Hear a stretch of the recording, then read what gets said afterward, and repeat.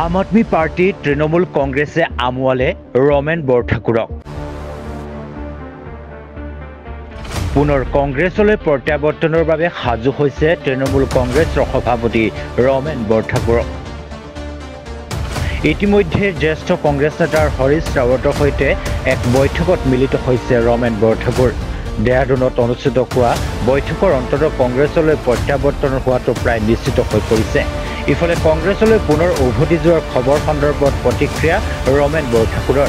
এয়া সম্পূৰ্ণ গোখাত মিছা বুলি উল্লেখ কৰি অৱশ্যে সভাপতিৰ পদ দিলেই কংগ্ৰেছলৈ উভতি যোৱাৰ ইংগিত ৰমেন বৰঠাকুৰৰ। এই মুহূৰ্তত ৰমেন বৰঠাকুৰে সেই ভাষ্য শুনাই ল'ব বিচাৰিছোঁ। একেবাৰে গোকাত মিছা বুলি মই কৈছোঁ। গোকাত মিলা কৈছোঁ। আজিৰ দিনটো ৰাখি ৰাখক আৰু অদূৰ ভৱিষ্যতে আপোনালোকে দেখা পাব যে মই কৈছোঁ আৰু এটা প্ৰশ্ন যে মোক কি দিব কংগ্ৰেছে, সেইটো কওকচোন আপোনালোকে। মোকতো জিলাৰ সভাপতি বাদ দিয়াৰ অসমৰ সভাপতি বাদ দিয়াৰ বেলেগ কি দিব? প্ৰদেশ কংগ্ৰেছে সভাপতি দিব বুলি যদি ভাবিছে মই নাজানো।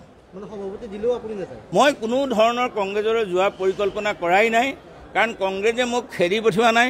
কংগ্ৰেছে মোক বহুত লাঞ্ছনা বঞ্চনা প্ৰতাৰণা কৰিছে। এইবোৰ কথা মই ৰাজহুৱাভাৱে আগতেও কৈছোঁ। মোৰ কোনো প্ৰয়োজন নাই আজিৰ তাৰিখত যে মই এটা দলৰ সভাপতি, আৰু সেইটো এটা সৰ্বভাৰতীয় দল। সঁচা কথা ক'ব গ'লে সেইটোহে আচল দল তৃণমূল কংগ্ৰেছ। গতিকে ব্লেকমেইল কৰিবৰ কাৰণে এটা প্ৰচেষ্টা আগবঢ়োৱা হৈছে বুলি মই অলপ আগতে অনুভৱ কৰিছোঁ। এটা প্ৰশ্ন কৈছোঁ যে কংগ্ৰেছৰ যদি সভাপতি ক্ৰাইচিছ হৈছে, কংগ্ৰেছে যদি মোক প্ৰদেশ কংগ্ৰেছৰ সভাপতি ভাবিছে, তেতিয়া মই চিন্তা কৰি চাম।